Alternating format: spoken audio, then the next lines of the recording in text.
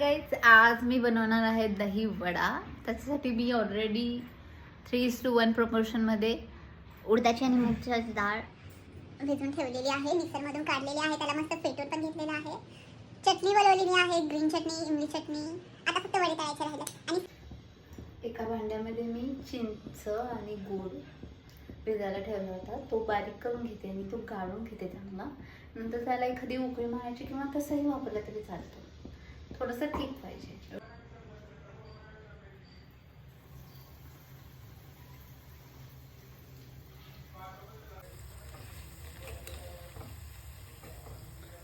मस्त असे गोल्डन झाले की काढून घ्यायचे.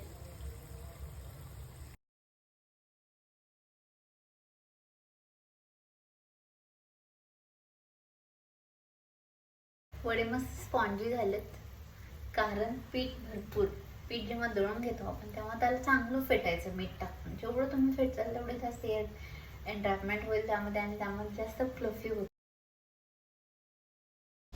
तर चला मग गाईज प्लेटिंग करूया. 4 वडे घेतलेत मस्तपैकी.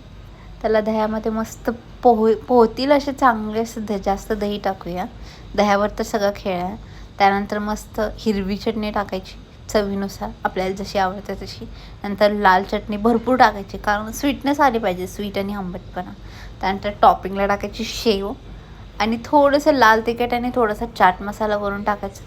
झालं तुमचं दहीवडा तयार. टँटन.